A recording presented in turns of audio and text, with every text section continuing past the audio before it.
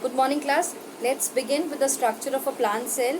You can see clearly here that I have made the structure of a plant cell, and the most important characteristic feature of a plant cell is that it has a cell wall. This cell wall is the outermost covering of a plant cell. It is absent in animal cell and present in plant cell. Now, after cell wall, another structure you can see here is the cell membrane. Now, this cell membrane is selectively permeable in nature.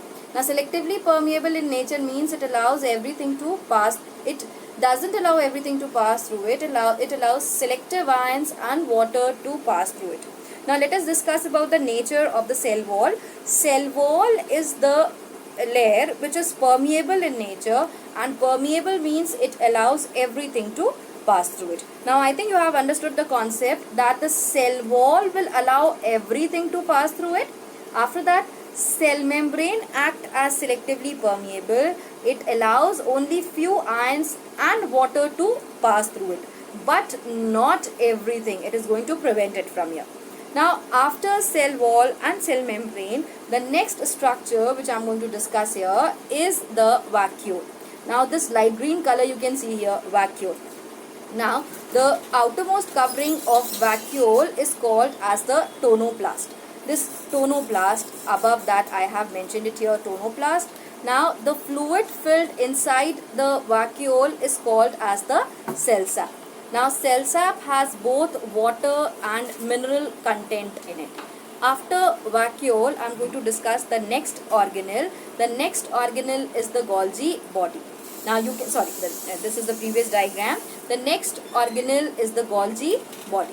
Now, Golgi body are flattened sac-like structures, and they allow the things to send them to their respective locations. Suppose I said any molecule is synthesized here, and this molecule has to go to the mitochondria.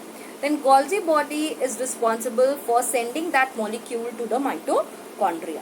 Now, after Golgi body, the next organelle here I am going to discuss is the endoplasmic reticulum. You can wait here. The endoplasmic reticulum you can see here, ER I have labeled. Now, this endoplasmic reticulum is of two types. The first one is the rough endoplasmic reticulum, and the second one is the smooth endoplasmic reticulum.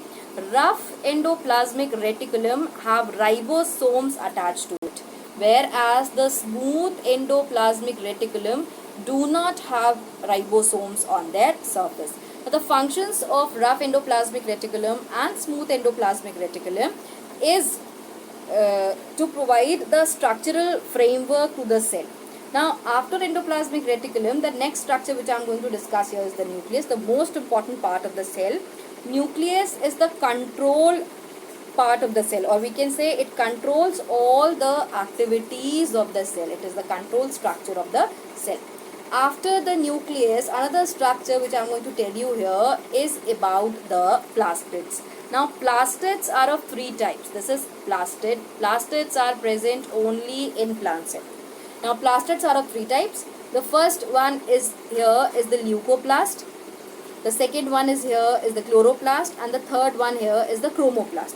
Now, the function of leucoplast is to store the food material. It can be in the form of carbohydrate, protein or fat, and the function of chromoplast is to provide the color to the plant. The function of chloroplast is to perform the process of photosynthesis because it has the chlorophyll content in them. Children, we have discussed till now about the nucleus. We have discussed till now about the nucleus, about the plastids, about the cell wall, cell membrane, vacuole, Golgi body, endoplasmic reticulum. Now, the next structure which I am going to discuss here is about the mitochondria.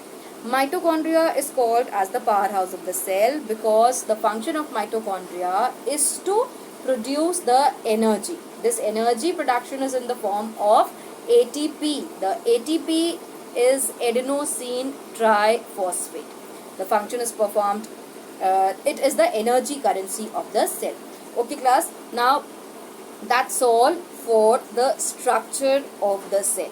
One more thing I have mentioned here, that is plasmodesmata. This plasmodesmata is present in the plant cell, and they are responsible for the exchange of the material. Suppose I said this is the wall of a plant cell, this wall and this wall, and plasmodesmata is present here. Then the exchange of the material is possible between this cell and this cell with the help of the plasmodesmata. That's all for today. I will be continuing another cell organelles in the next lecture. Thank you.